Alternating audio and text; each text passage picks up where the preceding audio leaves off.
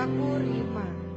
Aku adalah seorang istri yang memiliki suami yang sangat bekerja keras untuk kehidupan kami, saya dan anak. Suami saya biasa lembur pulang tengah malam dan kemudian tertidur dan seperti biasa menjalankan rutinitasnya untuk mengantar anak kami satu-satunya bernama Jelita berusia 7 tahun untuk pergi sekolah. Suamiku adalah suami yang tidak romantis. Setiap hari memang dia menciumku ketika dia pergi kerja atau pulang dari kerja. Tapi aku tidak memperdulikan begitu sangat karena aku pikir memang dia adalah tipe yang tidak romantis. Suamiku dan aku jarang berbicara satu sama lain. Ketika kami berada di meja makan, seringkali dia sibuk dengan handphonenya, pun aku sibuk dengan handphoneku. Tapi rumah tangga kami baik-baik saja. Aku bisa bermanja-manja dengannya dan dia memenuhi semua permintaan-permintaanku. Sampai suatu ketika, suamiku yang bernama Mario ini sakit. Pencernaannya sakit sehingga ia harus dirawat di sebuah rumah sakit di ruang ICU. Ketika aku merawat dan menemaninya sehari-hari, salah seorang wanita datang untuk menjenguknya. Wanita yang belakangan aku tahu bernama Meisha ini adalah temannya dulu ketika masih kuliah, teman suamiku. Namun ada yang berbeda dari Meisha. Wajahnya biasa saja, rupanya biasa saja, tapi matanya memancarkan kehangatan. Dan setiap kali Meisha berbicara, senantiasa mulut yang keluar, kalimat yang keluar dari mulutnya adalah kalimat-kalimat yang mungkin saja setiap orang yang mendengarkan akan jatuh cinta pada Meisha. Dan aku merasa ada yang berbeda dari mata suamiku ketika memandang Meisha. Pendar mata yang tidak pernah aku lihat sebelumnya. Bahkan suamiku tidak pernah melihatku dengan pandangan seperti itu. Aku baru tahu Meisha bertemu dengan suamiku 5 bulan yang lalu dalam sebuah pekerjaan. Dan aku ingat-ingat 5 bulan yang lalu suamiku juga sangat baik. Memberikan perhatian yang luar biasa terhadapku dan tak jarang memberikan banyak sekali barang-barang baru untukku. Beberapa saat kemudian, hari terus berjalan dan Meisha kembali lagi untuk menjenguk suamiku. Saat itu aku sedang menyuapi suamiku dan aku merasa sangat kesal karena suamiku tidak juga mau makan. Tubuhnya semakin lama semakin mengurus dan Meisha memberi isyarat padaku untuk memberikan piring tersebut ke tangannya. Dan aku pun menyerahkan begitu saja pada Meisha. Meisha mulai menyuapi suamiku. Dan makanan itu habis. Suamiku memakan setiap suapan dari tangan Meisha. Hatiku sakit sekali melihat pemandangan itu. Kenapa dengan tanganku sendiri suamiku tidak mau untuk menghabiskan makanannya. Tapi di tangan Meisha dia mau menghabiskannya. Kemudian aku merasa bahwa rasa sakit ini lebih sakit daripada aku memeluk tubuh suamiku dan suamiku membelakangiku. Aku berharap suamiku mau menciumku, tapi dia tidak juga mengunjungku. Ini jauh lebih sakit rasa itu.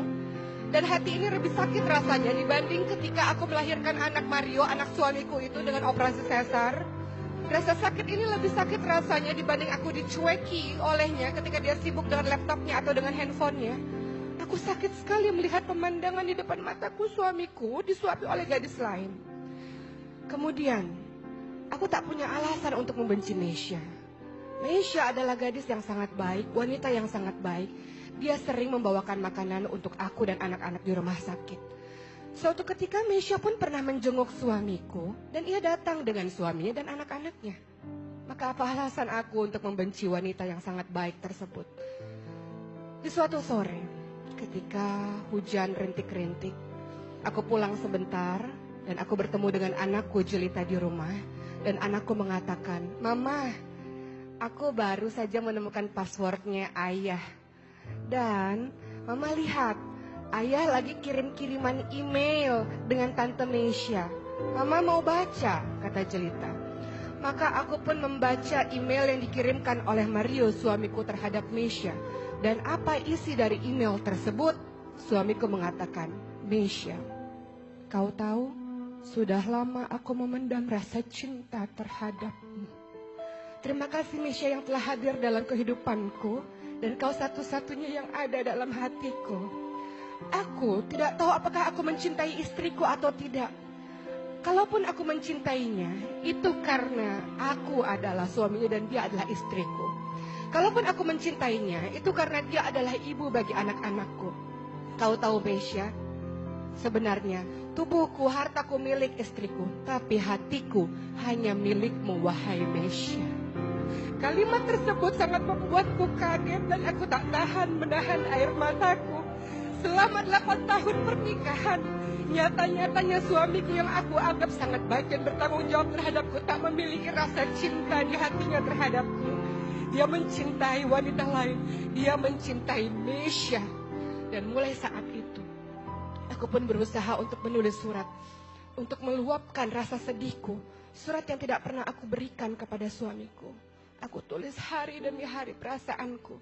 Dan aku pun berubah menjadi istri yang jauh lebih baik daripada sebelumnya. Aku berusaha melayani suamiku dengan sepenuh hati. Aku berusaha mencintai suamiku dan setia terus berada di samping tempat tidurnya di rumah sakit. Aku tetap terus bersabar dalam menyuapinya walaupun dia menolak suapan dariku.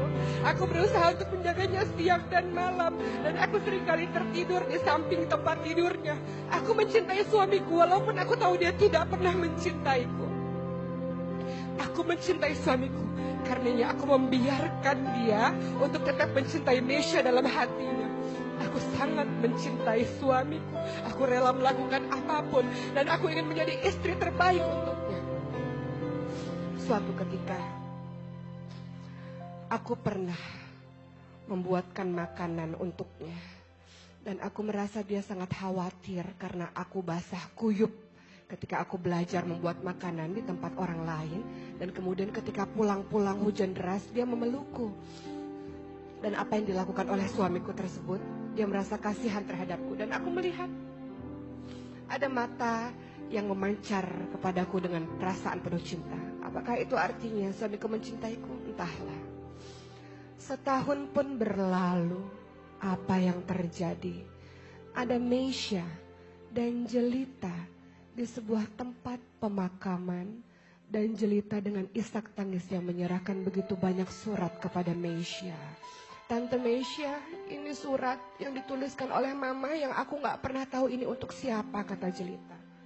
Maka Mesya pun mulai membuka surat demi surat yang nyatanya surat tersebut ditujukan kepada Mario, sang suami Rima ini. Di dalam surat tersebut, sang istri Rima ini menulis, suamiku, aku teringat beberapa tahun yang lalu kita bertemu dalam sebuah kantor. Aku merasa aku begitu jatuh cinta padamu dan aku merasa engkau pun membalas cintaku. Suamiku, engkau tahu betapa aku sangat overprotective terhadapmu karena aku sangat mencintaimu. Aku sangat posesif terhadapmu.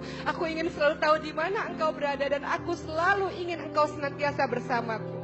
Tapi suamiku, aku baru menyadari bahwa semua yang terjadi dalam pernikahan kita adalah tidak seperti terlihat. Bahwa ternyata engkau tidak mencintaiku, suamiku. Tapi tidak apa-apa. Setelah aku tahu itu, suamiku, aku berjanji aku tidak akan pernah bertengkar dengan ibumu lagi. Aku berjanji jadi istri yang terbaik. Tapi sampai akhir, wahai suamiku, aku tidak pernah melihat mata itu memandang cinta terhadapku. Sebaliknya, aku melihat matamu selalu berbinar-binar ketika melihat Mesya. Suamiku, aku tahu sejak engkau bertemu dengan Mesya, aku melihat engkau sangat baik terhadapku. Engkau memberikan semua yang aku suka. Aku tahu suamiku, walaupun engkau tidak mencintaiku, engkau berusaha untuk bersikap baik padaku. Karena engkau adalah laki-laki yang mengagungkan pernikahan. Engkau laki-laki yang memegang teguh dalam komitmen pernikahan, walau hatimu tidak bersamaku. Maka suamiku, pada hari ini adalah hari pernikahan kita. Aku tidak ingin terjadi seperti 1 tahun yang lalu ketika engkau pulang dengan larut malam. Aku pada hari ini belajar memasak, suamiku. Belajar memasak rumah Bude Tati, suamiku. Aku menaiki motor dengan hujan yang sangat deras. Aku berharap membuatkan makanan terenak sedunia untukmu, suamiku. Aku berharap engkau bisa mencintaiku setelah merasakan makanan buatanku itu. Namun ketika aku sampai di rumah, kemudian aku melihat bahwa engkau merasa khawatir terhadapku. Aku kaget melihatnya, suamiku. Karena aku tahu aku tidak pernah melihat pandangan itu terhadapku. Dan apa yang terjadi, engkau memelukku dan engkau merasa sangat khawatir terhadapku. Aku melihat ada pendar-pendar cinta di matamu. Benarkah itu, wahai suamiku? Ketika Mesya menutup surat tersebut, maka berlinanganlah air matanya. Jelita, sang anak ini mengatakan, Tante Mesya, engkau tahu, mamahku pada saat itu sedang mengendarai motor dan menjemputkan aku ke sekolah. Lalu mama memarkir motornya di samping jalan. Mama dengan wajah bahagia dan sumringah berjalan menyeberang untuk menjemputku. Namun ternyata ada mobil yang sangat cepat berjalan dan kemudian menabrak badan dari ibuku. Menabrak badan dari mamaku dan kemudian mamaku terpental, wahai Tante Mesya. Dan aku sempat melihat badannya bergerak-gerak sedikit dan melihat ke arahku sampai akhirnya ia memejamkan mata untuk selama-lamanya. Mamaku sudah tidak ada lagi, wahai Tante Mesya. Maka Mesya pun tidak sanggup lagi menahan air matanya. Kemudian ia mengambil surat di dalam tasnya, surat yang sudah dia print, email dari sang Mario ini, dari suami istri yang telah meninggal ini. Surat yang sejatinya ia mau memberikan kepada Rima. Apa isi surat itu? Mesya, aku baru menyadari setahun belakangan ini istriku telah berubah menjadi istri yang sangat baik. Kau senantiasa menyarankan aku untuk mencintai istriku. Maka ketika itu dia pulang dengan keadaan basah kuyup dan aku sangat khawatir terhadapnya. Wahai Mesya, kau tahu aku berniat untuk membelikan mobil untuknya agar dia tidak kehujanan lagi. Bukan karena dia adalah ibu bagi anak-anakku, tapi karena aku baru merasa dia adalah belahan jiwaku. Ya Mesya, aku sudah jatuh cinta pada istriku. Terima kasih Mesya, aku bisa melupakanmu. Aku mencintai istriku. Surat itu di tangan Mesya bergetar. Ia ingin menyerahkannya kepada Rima, tapi Rima sudah tidak bisa lagi untuk membaca surat tersebut. Dan Mesya pun mengarahkan pandangannya kepada laki-laki yang bernama Mario yang memeluk sangat erat nisan dari seorang istri yang telah diabaikannya selama ini. Maka Mario memeluk nisan itu dengan sangat kuat dan ia menangis sejadi-jadinya tanpa berucap sepatah kata pun. Lihat, akulah suami, kata Mario, orang yang memang telah berselingkuh pikiran dan hati, memikirkan wanita lain, bukan memikirkan istriku sendiri. Maka Mario pun terus menangis dan Mesya mengatakan, lihat, inilah kisah bagaimana baru merasakan cinta yang sangat dahsyat ketika orang itu telah tiada.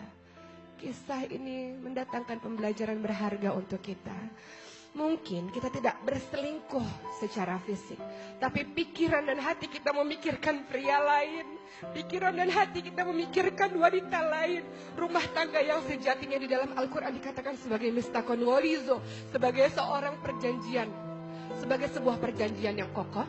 Kemudian kita nodai dengan apa? Dengan kita memikirkan orang lain. Ingat, pernikahan adalah perjanjian, adalah amanah.